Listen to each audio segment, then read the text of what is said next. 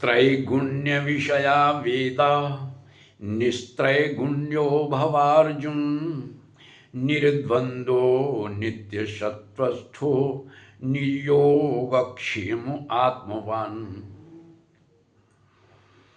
सुप्रभात देवियों एवं सज्जनों, कृष्ण संदेश सुधा चैनल के माध्यम से मैं धर्म प्रकाश भदौरिया गीता विश्लेषक गीता की ज्ञान गंगा में अवगाहन हेतु उपस्थित एवं मधुसूदन भगवान कृष्ण के चरणों में अगाध निष्ठा रखने वाले आप सभी प्रबुद्ध एवं विद्वान श्रोताओं का हार्दिक अभिनंदन एवं कोटि कोटि वंदन करता हूं। तो आज की चर्चा का विषय है प्रकृति जनित गुण। व्यक्ति अपने जीवन काल में जो भी क्रियाकलाप करता है वह इन प्रकृति जनित गुणों से प्रभावित होकर ही करता है। इसलिए कह सकते हैं कि किसी भी क्षण व्यक्ति बिना कर्म किए रह नहीं सकता। इस संदर्भ में मधुसूदन भगवान कृष्ण ने भी श्रीमद् भगवद गीता के 3 अध्याय में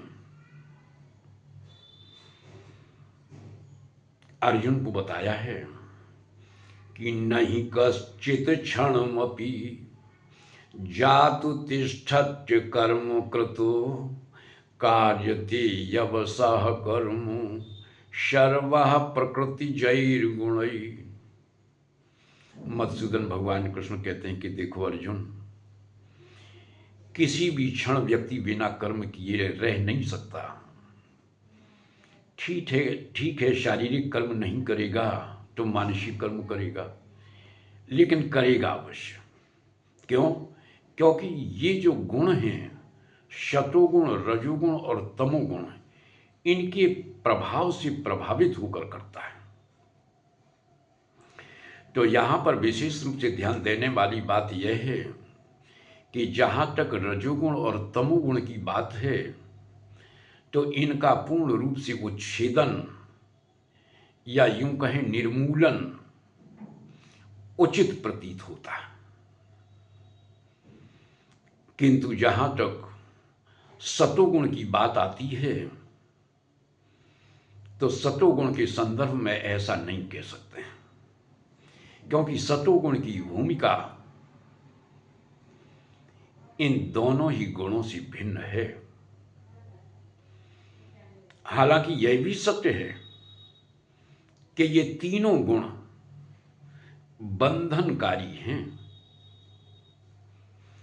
यही कारण है कि व्यक्ति को अपने द्वारा किए गए कर्मों का प्रतिफल भोगना पड़ता है। लेकिन रजोगुण और तमोगुण को पूर्ण रूप से निर्मूल कर देने की बात तो समझ में आती है, लेकिन सतोगुण के संदर्भ में ऐसा इसलिए नहीं कह सकते हैं कि जब तक हमारा शरीर कायम है तब तक हमें किसी ना किसी भूमिका में अपना जीवन निर्वहन करना ही होगा। तो सतोगुण को पूर्ण रूप से निर्मूल नहीं करना चाहिए। तो फिर क्या करना चाहिए? तो यहां पर विशेष रूप से आप लोग ध्यान देंगे कि जिस प्रकार से लोगों के समूह को एक स्थान विशेष से अलग करने के लिए कभी कभी पुलिस को, सिपाहियों को बल प्रयोग करना होता है। वे उनके ऊपर रबड़ की गोलियां चलाते हैं, लेकिन उनको पहले से निर्देशित कर दिया जाता है कि इस बात का विशेष रूप से ध्यान रखें कि कमर के ऊपर के हिस्से में गोली ना लगने पाए, ताकि किसी की मृत्यु ना हो। कमर के नीचे यानी पैरों में गोली मार सकते हैं। इसका मतलब क्या हुआ?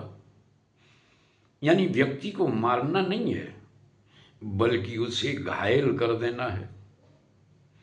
यही बात यहां पर सतोगुण के संबंध में हम कह सकते हैं। सतोगुण को पूर्ण रूप से निर्मूल नहीं करना है, पूर्ण रूप से समाप्त नहीं करना है, बल्कि उसे घायल कर देना है। अब आप लोग सोच रहे होंगे कि सतोगुण को घायल कैसे कर देंगे, यानी उसके अभिमान को नष्ट करना है। इसके लिए हम आपको एक उदाहरण देते हैं लालटेन का, जिससे आप सभी लोग भली भांति परिचित होंगे। हालांकि आज के समय में लालटेन का प्रचलन बहुत कम हो गया है। हमारा जब विद्यार्थी जीवन था तो लालटेन के प्रकाश से ही हम विद्याध्ययन करते थे रात्रि में। खैर,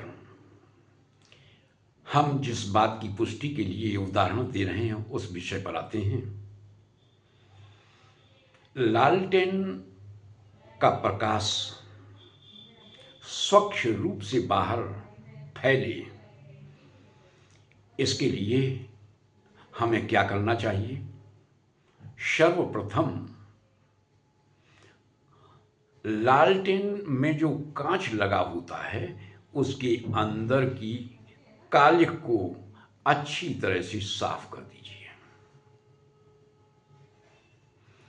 और फिर कांच के ऊपर जो धूल जमा हो उसको साफ कर देते हैं।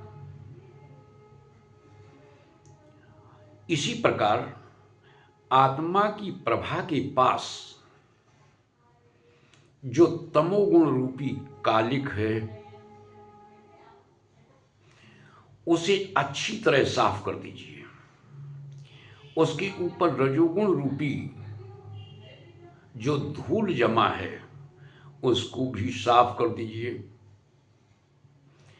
तो अब सतोगुण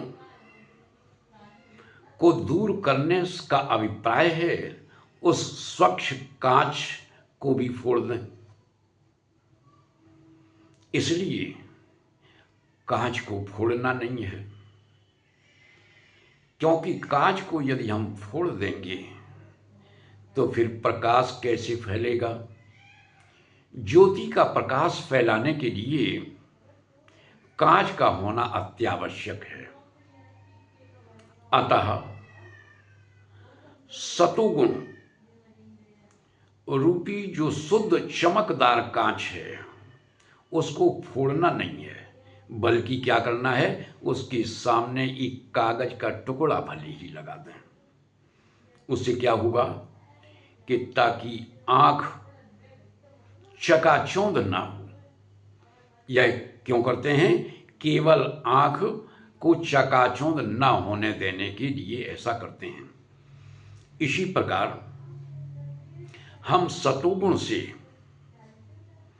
काम तो लेते हैं, सतोगुण से काम तो लेना है, लेकिन बड़ी सावधानी के साथ, बड़ी युक्ति के साथ। तो इस प्रकार सतोगुण स्वीकार करने योग्य है, लेकिन कब? जब वह हरि चरण शरण हो जाए तब। और यह स्थिति कब बनती है? जब सतोगुण के अभिमान को हम दूर कर देते हैं, क्योंकि सतोगुण का अभिमान आत्मा को अपने शुद्ध स्वरूप से नीचे की ओर खींचता है। तो आज की चर्चा में बस इतना ही।